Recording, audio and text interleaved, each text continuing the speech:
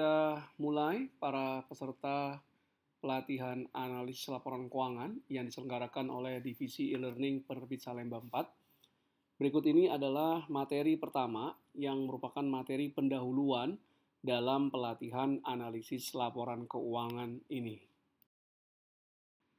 Berikut ini adalah biodata sekilas tentang saya sebagai instruktur dalam pelatihan ini. Nama saya Catur Sasongko.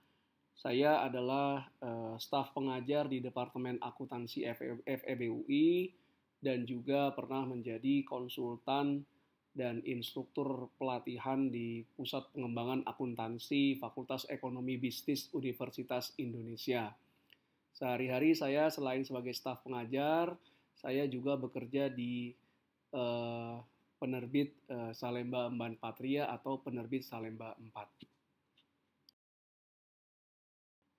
Baik, kita masuk sekarang ke dalam ruang lingkup analisis laporan keuangan.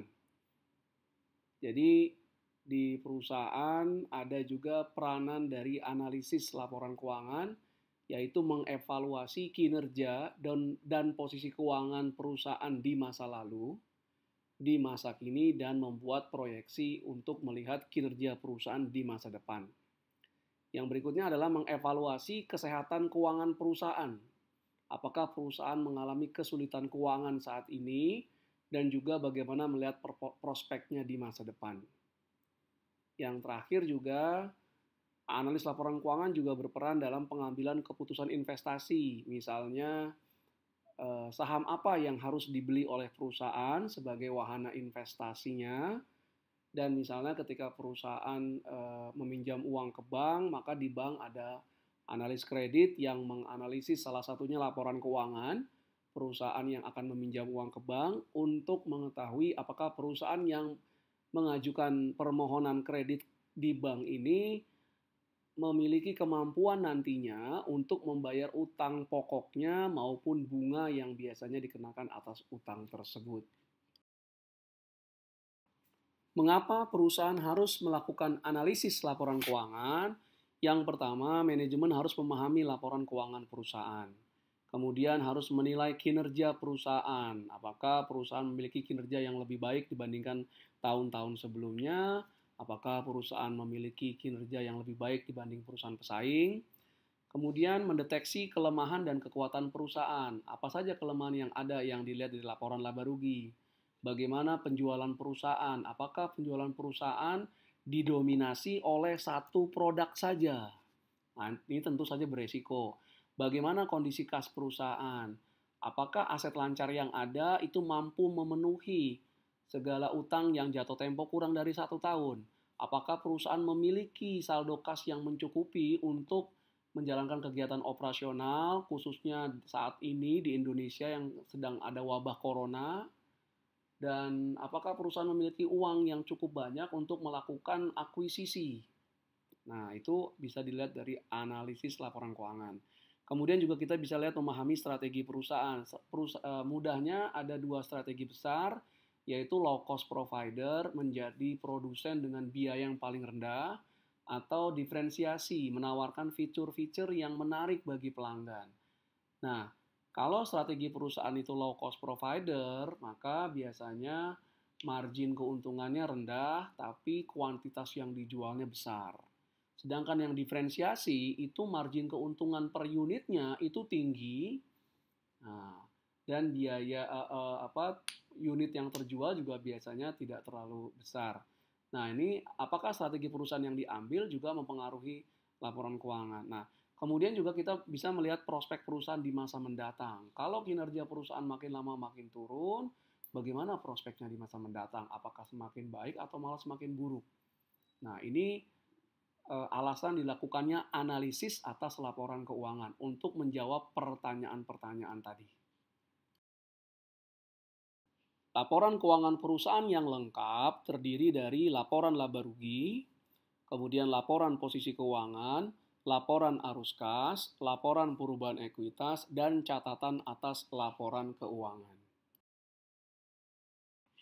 Laporan keuangan berikutnya adalah laporan posisi keuangan. Nah, laporan posisi keuangan ini menyajikan sumber daya yang dikendalikan oleh perusahaan, dimiliki atau dikendalikan, atau yang kita kenal dengan istilah aset, kemudian liabilitas atau kewajiban atau utang, dan ekuitas perusahaan.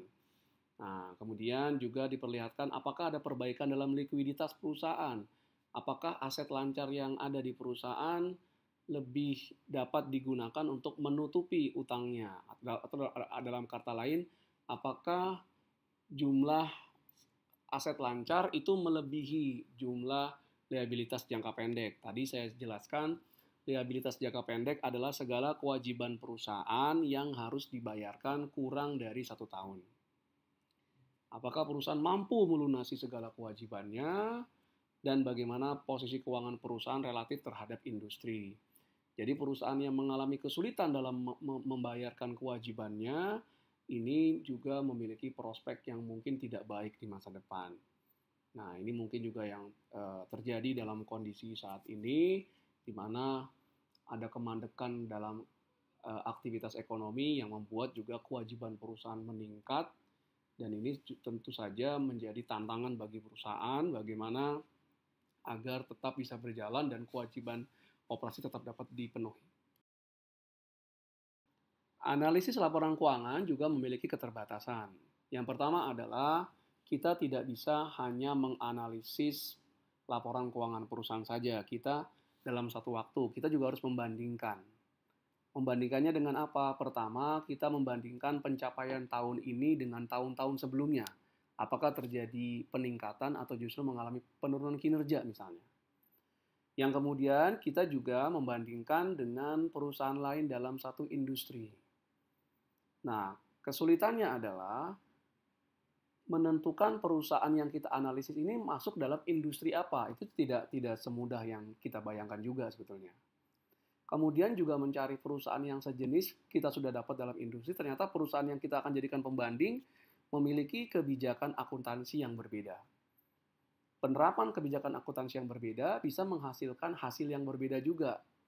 Misalnya perusahaan A, dia menggunakan metode garis lurus atau straight line untuk menyusutkan aset tetapnya, sedangkan perusahaan B itu menggunakan misalnya saldo menurun ganda atau double declining method.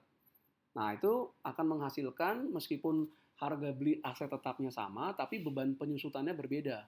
Karena beban penyusutannya berbeda, maka laba yang diperoleh pun juga berbeda. Nah, itu yang jadi keterbatasan yang pertama. Yang kedua juga ada kalanya perusahaan bisa beroperasi dalam beberapa industri. Misalnya perusahaan kelapa sawit. Kita tidak bisa main bandingkan saja antar perusahaan kelapa sawit. Ada perusahaan kelapa sawit yang tidak hanya menghasilkan CPO, tapi juga memproduksi sampai produk turunannya. Ada perusahaan kelapa sawit yang mungkin hanya CPO saja. Terus terang kalau kita perbandingkan di antara dua perusahaan tersebut, tentu saja tidak akan mendapatkan perbandingan yang tepat. Dengan demikian berakhir sudah presentasi materi pertama dalam pelatihan analisis laporan keuangan. Nah, nantikan materi-materi berikutnya yang ada dalam pelatihan analisis laporan keuangan ini. Terima kasih atas segala perhatiannya. Mohon maaf atas segala kekurangannya. Assalamualaikum warahmatullahi wabarakatuh.